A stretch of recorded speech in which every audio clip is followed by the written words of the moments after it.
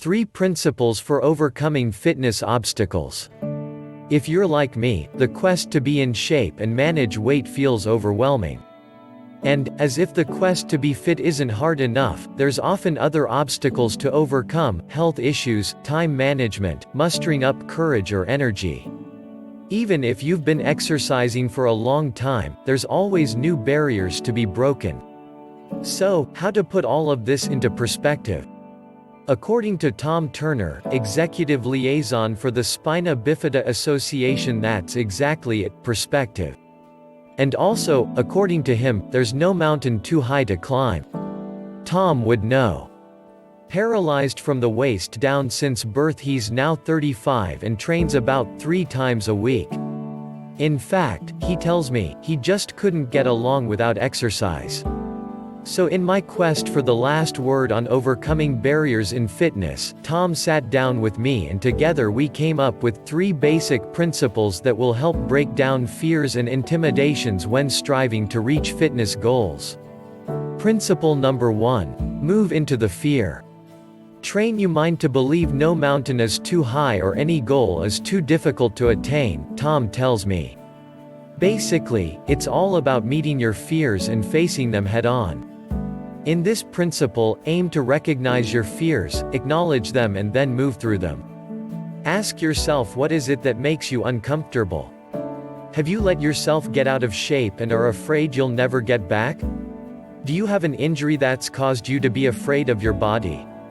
If you can visualize creatively, then you can put your fears in check. See yourself as you'd like to be.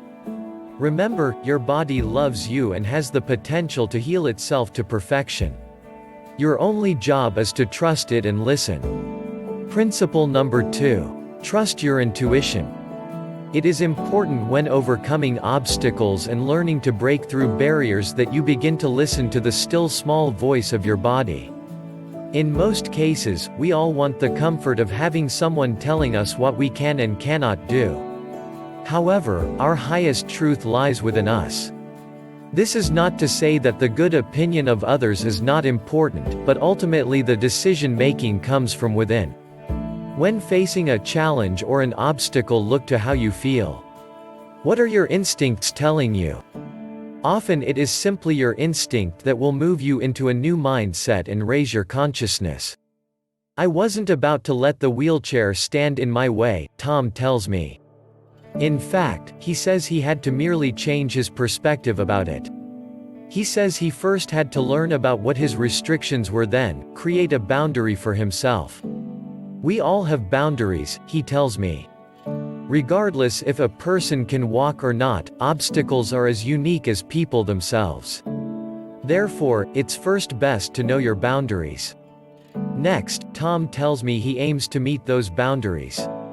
I first reach as high as I can within the confines of what I am able to do.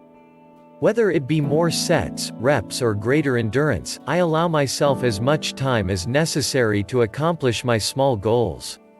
It always surprises me, with small steps, how quickly I can reach a big goal. Principle number 3. Do not go gentle into that good night.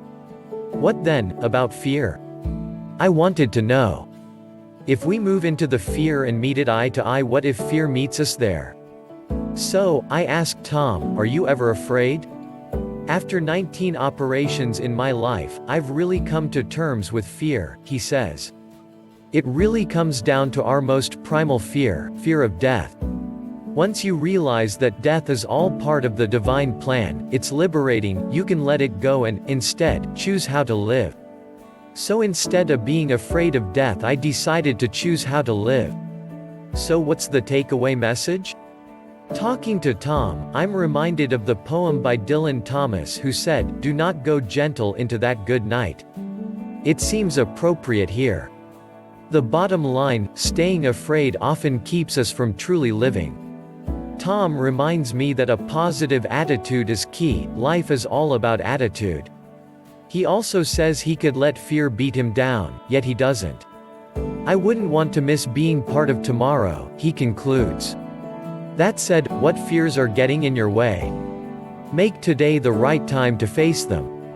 In conclusion, life beyond the boundaries. When you've faced your fears and pushed your boundaries to the edges, what then? I wanted to know. Tom smiles. Find a new mountain to climb, he says matter-of-factly. It's what makes life fun. I know I have considerations. I know that there will be days that I'll need to stay in bed and rest while my braces are getting tuned up. It's those times when I am with my thoughts that I decide what I am going to set my sights on. If you want to know more about healthy programs, please check the descriptions below.